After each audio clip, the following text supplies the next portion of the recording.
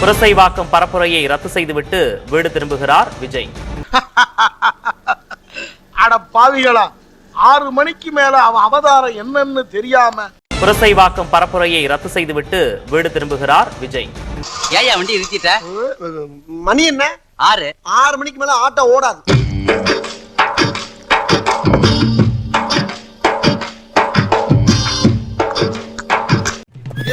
பஞ்சாயத்தடா முடிச்சு பாரு, நமக்காக அம்பட்டு போலும் புள்ள குட்டியோட வெயில்ல காத்து கிடக்குறாங்களே. இருக்கக்கூடிய சூழல பல்வேறு இடங்கள்ல வந்து விஜயோட பிரச்சாரம் ரத்து செய்யப்படுறதுனால எதுவுமே ரத்து, அது தவறான செய்தி. ஏன்னா அது நிறைய இடத்துல நாங்க கிளாரிஃபை பண்ணணும். அது தவறான செய்தி, எங்கேயுமே நாங்க அறிவிக்கல அங்க போனோம்னு. ஓ அப்படிங்களா? அப்போ டீ நகரு 1000 விளக்கு போக தெரிஞ்ச உங்களுக்கு புரசைவாக்கத்துக்கும் போக தெரியல. நீங்க தான் ரத்து பண்ணலையாச்சு, தாராளமா போயிருக்கலாமே, ஏன் போகல? ஏன்னா 6 மணிக்கு மேல உங்க அண்ணனுக்கும் ஆட்டோ ஓடாது, உங்களுக்கும் ஓடாது, ஏன் உங்க கட்சிக்கே ஓடாது. 6 மணிக்கு மேல அப்காண்ட் ஆகிற கட்சி தான் நீங்க. என்னதான் இருந்தாலும் 6 மணிக்கு வீட்டுக்கு வந்துடணும். அப்படி 6 மணிக்கு வீட்டுக்கு ஒண்ணு யார் தான்ப்பா கூப்பிடுறா? எப்படி தாத்தா கண்டுபிடிச்ச? பொண்டாட்டியும் இல்ல, பிள்ளையும் இல்ல, அப்பாவும் இல்ல, அம்மாவும் இல்ல, யார் தான் கூப்பிடுறா 6 மணிக்கு?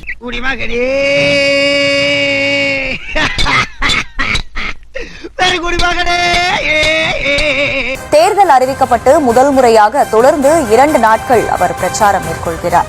எப்பாடி எல்லாம் கற்கால கல்வெட்டுல பொறிக்கப்படணும். எல்லாம் அண்ணனோட வாழ்நாள் சாதனை. இதெல்லாம் ஹிஸ்டரி, பின்னால பேசுவாங்கல்ல.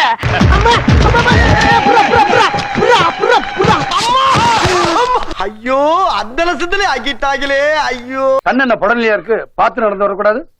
ஏக்கா, நான் நடக்க தெரியாம ஆக்கி விழுந்தேன்.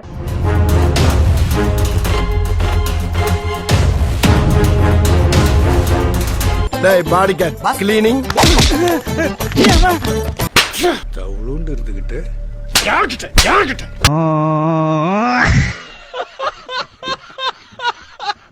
ஐயோ, பாத்துட்டு எங்க அண்ணனை பாத்துட்டு. ஐயோ ஐயோ, நான் தானா?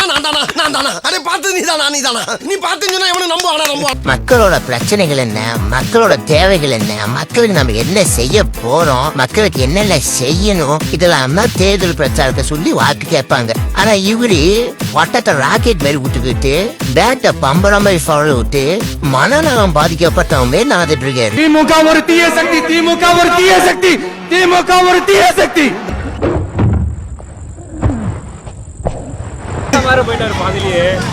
நானும் பேசலாம் தான் வந்தேன், பட் அட்ரஸ்லாம் குடுத்துட்டு போயிருக்கா போல, வீட்டுக்கு வாப்பான்னு.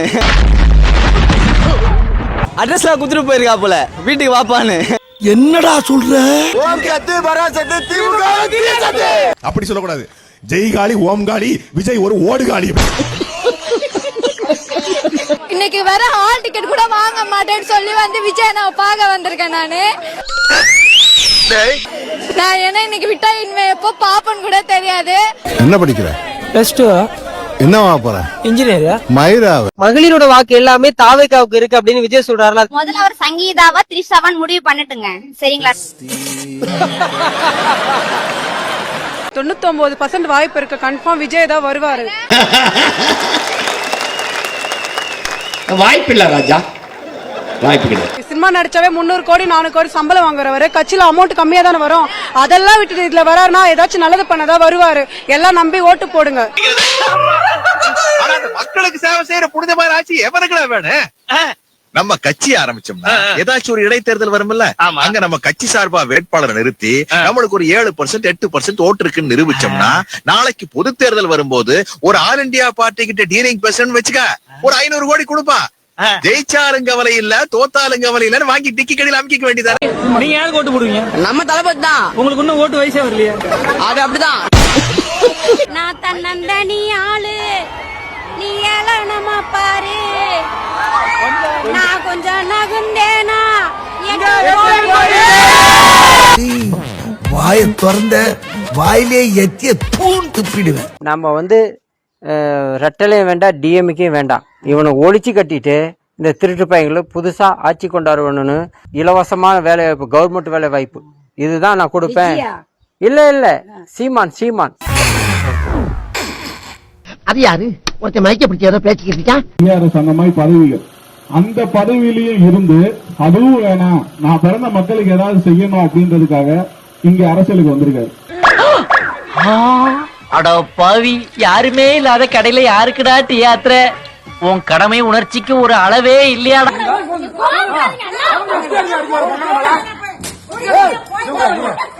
அவன் என்ன கோபத்துல இருந்தான் தெரியல, பொசுக்குன்னு இவ்வளவு பெரிய கத்திய உருவிட்டியா? அதாவது என்னன்னா, இந்த தாவேக்கா தற்கூறிங்க நைட்ல தூங்குறவங்க போயிட்டு விசில் அடிச்சு எழுப்பிருக்கிறாங்க. அதனால கோபம் விட்ட அந்த தாத்தா வந்து ஒரு கட்டை கையில வச்சு அடிச்சுட்டு விட்டுறாங்க. இந்த நாயங்க பண்ற தொல்லை தாங்கல. ஏன்டா டேய், இது வரைக்கும் நீங்க போற காரியம் ஏதாச்சும் விளங்குறாடா? பஸ்ல இருந்து பஞ்சாயத்து வரைக்கும் செருப்படி வாங்குறீங்களே, அப்புறம் எதுக்குடா உங்களுக்கு இன்னும் இந்த வரட்டுக்கு வருவான்?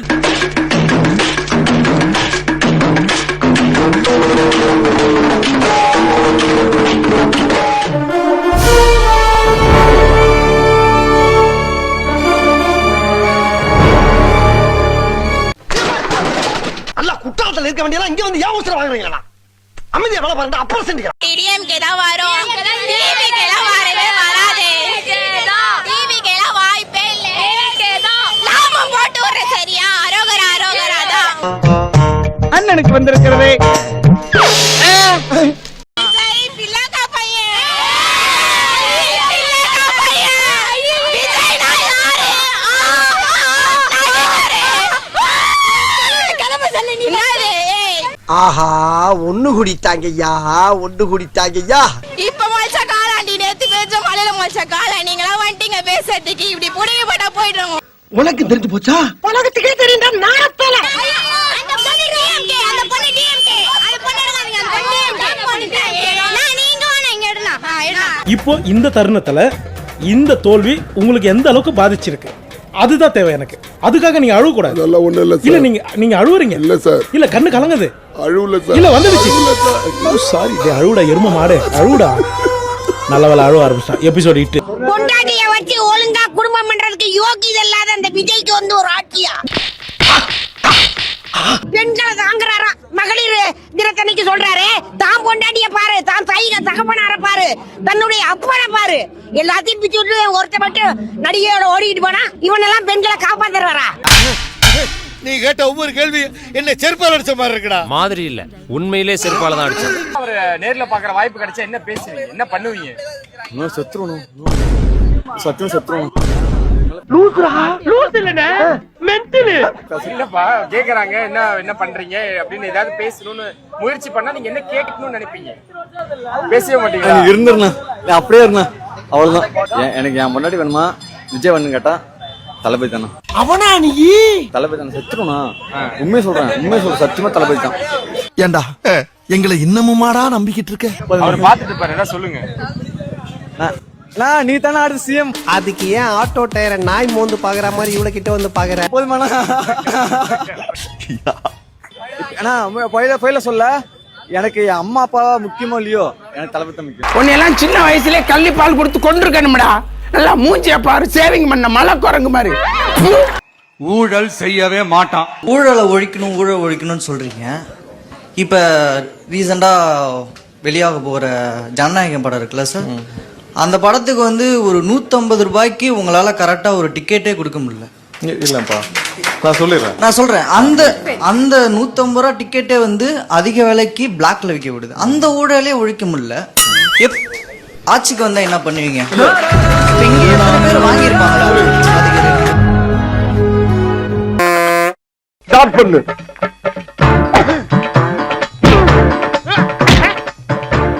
இங்கிட்டு வா. அப்படியா?